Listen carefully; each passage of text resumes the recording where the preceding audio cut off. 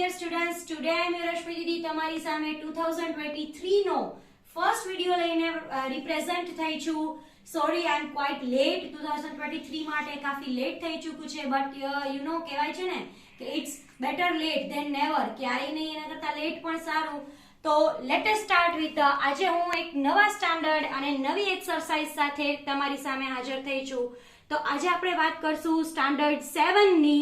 Standard 7 ના chapter 13 ની આપણે વાત કરીએ કે જે છે પાવર એન્ડ એક્સપોનેન્ટ.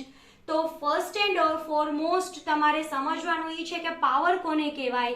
તો જ્યારે તમારી પાસે આ રીતનો એક ક્વેશ્ચન લખેલો છે ધેટ ઇઝ 2 રેઝ ટુ 6 એટલે કે 2 પાવર 6, તો જે ઉપર આ નાનકડા અક્ષરે જે લેટર લખેલો છે, નંબર લખેલો છે, એને આપણે પાવર કહેશું.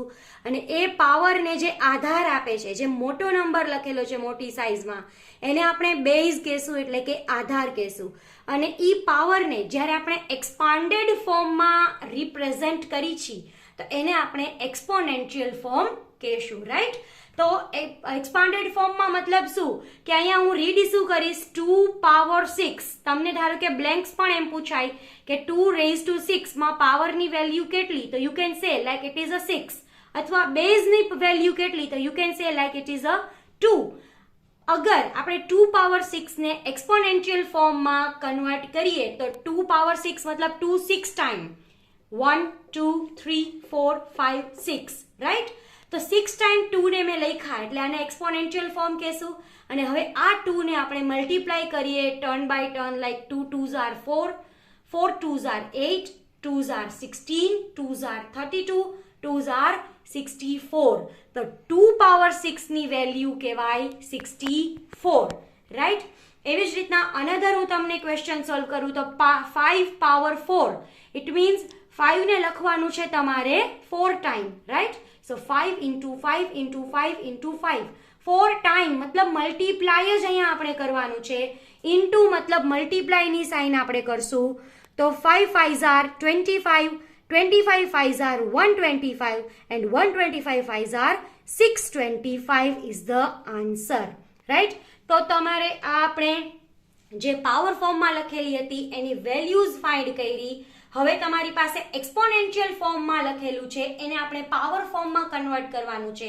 તો રિવર્સમાં આપણે વાત કરશું એમાં, like you can see like b into b into b into b. You can count how many times b's are there. b કેટલી વાર લખેલા છે, that is 1 2 3 and 4. તો b તો કોમન જ છે, રાઈટ. તો કોમન b 1 ટાઈમ લખો અને how many times it was there 4 times. So b power 4. This is the answer. As simple as that. Again we can say like with the numbers if we talk 5 into 5. So 5 કેટલી time થયા 2 time. And then we have another number that is 7 into 7 into 7. તો 7 કેટલી time થયા 3 time.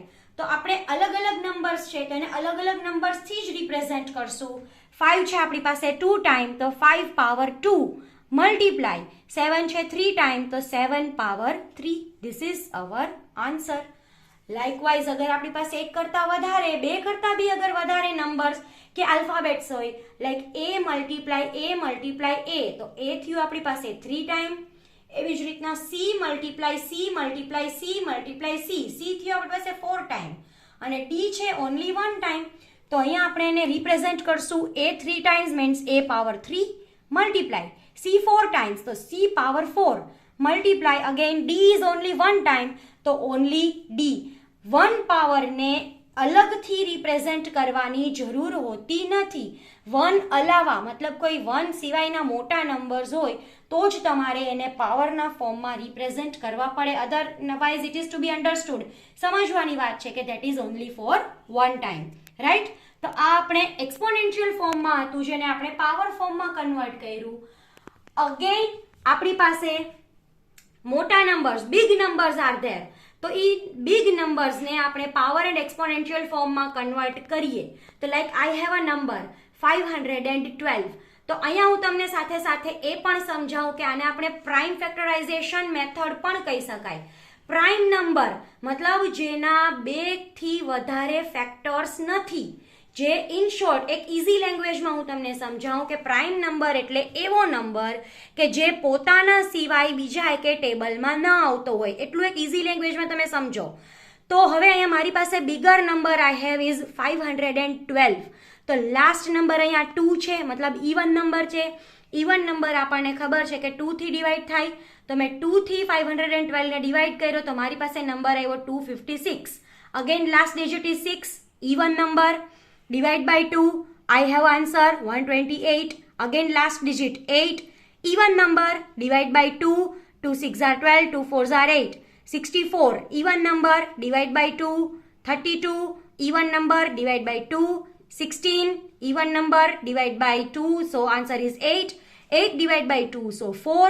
4 divided by 2 is 2 and 2 divided by 2 is 1. તો આપણે આ પ્રોસેસને ત્યાં સુધી કન્ટિન્યુ રાખવાની છે જ્યાં સુધી લાસ્ટમાં આપણી પાસે 1 ન આવી જાય, રાઈટ? અહીંયા આપણી 1 આવી ગયું એટલે આપણી પ્રોસેસ થઈ કમ્પ્લીટ. હવે હું અહીંયા એને એક્સપોનેન્શિયલ ફોર્મમાં લખું. પહેલા તો how many times 2 I have, likewise I can write 1 2 3 4 5 6 7 8 9. તો અહીંયા મેં મલ્ટિપ્લિકેશનના ફોર્મમાં 1 2 3 4 5 6 7 8 અને 9 ટાઈમ 2 એક્સપોનેન્શિયલ ફોર્મમાં લખ્યું અને એને કન્વર્ટ કર્યું પાવર ફોર્મમાં, that is 2 power 9. It means 512 ની વેલ્યુ શું થઈ? 2 પાવર 9. હવે એવી જ રીતના મારી પાસે કોઈ એક નંબર હોય કે સિંગલ લેટર સિંગલ નંબરથી હું એને રિપ્રેઝન્ટ ના કરી શકતી હોઉં. ફોર એક્ઝામ્પલ એક્સરસાઇઝ 13.1 નો ઓનલી ક્વેશ્ચન 5 નો એક નંબર આપણે સોલ્વ કરીએ, દેટ ઇઝ 3600. તો એને બી આપણે પ્રાઇમ ફેક્ટરાઇઝેશનથી જ સોલ્વ કરવાનો છે. અગેન પહેલા મારે જે ડિવિઝિબિલિટી ટેસ્ટ છે આપણે લોઅર સ્ટાન્ડર્ડમાં શીખી ગયા છીએ કે અગર છેલ્લો ડિજિટ 0 એટલે કે ઇવન નંબર છે તો આખા નંબરને હું 2 થી ડિવાઈડ કરી શકું. તો 3600 divide by 2, so my answer is 1800. 1800 even number again, divide by 2, 900. 900 divide by 2, 450. 0 is the last digit, so even number I can say divide by 2, so my answer is 225. Now here last digit is 5, so it means it becomes an odd number. Odd number બની જાય એટલે 2 થી divide ન થાય. તો 2 પછીનો prime number આવે લિસ્ટમાં આપણા 3. 3 ની ડિવિઝિબિલિટી ટેસ્ટ શું છે? તો કે જે ગિવન નંબર્સ છે એનું પ્લસ કરો, એટલે કે 2 + 2 4, 4 + 5 9. તો 9 છે એ 3 થી ડિવાઈડ થાય છે? યસ. તો 9 અગર 3 થી ડિવાઈડ થાય તો 225 બી 3 થી ડિવાઈડ થઈ શકે. તો મેં એને 3 થી ડિવાઈડ કર્યો તો I get the answer, that is 75. Again 75 માં 7 + 5, તો 7 + 5 એટલે 12, તો 12 3 થી ડિવાઈડ થાય? યસ. તો 75 બી 3 થી ડિવાઈડ થાય. તો મેં ડિવિઝન કર્યું, so 75 divide by 3 I get 25. Now I know કે 25 છે એ 3 ના ટેબલમાં નથી આવતું, it means it is not divisible by 3. તો 3 પછીનો નેક્સ્ટ પ્રાઇમ નંબર કયો આવે છે? 5. તો આઈ નો કે 25 છે એ 5 થી ડિવિઝિબલ છે. તો 5 5s are 25 and then 5 1s are 5. તો as I told you earlier કે 1 આવી ગયું એટલે ત્યાં મારું પ્રાઇમ ફેક્ટરાઇઝેશનની પ્રોસેસ કમ્પ્લીટ થાય છે. હવે અહીંયા હું કાઉન્ટ કરીને, it means you can see the list. 2 કેટલી ટાઈમ આવ્યું? 1 2 3 and 4 ટાઈમ. દેન 3 કેટલી ટાઈમ આવ્યું? 2 ટાઈમ. અને 5 બી કેટલી ટાઈમ આવ્યું? 2 ટાઈમ. તો જેની જેની પેર બની, ઇટ મીન્સ 2 × 2 × 2 × 2. તો 2 આવ્યો 4 ટાઈમ, 3 × 3, 3 આવ્યો 2 ટાઈમ અને 5 બી આવ્યો 2 time. So here is our answer. 3600 means I can write in a power form, there's 2 power 4 multiply 3 power 2 multiply 5 power 2. And you can see that 2, 3 and 5, all these three are prime numbers. It means કે એ પોતાના સિવાય બીજા એક ટેબલમાં આવતા નથી. So see students, this chapter is quite easy, quite understandable. मतलब તમે આસાનીથી સમજી શકો છો કે what is power, what is exponential form. તમારે જસ્ટ એની વેલ્યુ ફાઇન્ડ કરવાની છે, અથવા તમને મલ્ટિપ્લિકેશન ફોર્મમાં આપ્યું હોય તો તમારે એને પાવર ફોર્મમાં કન્વર્ટ કરવાનું છે. So that's all for today.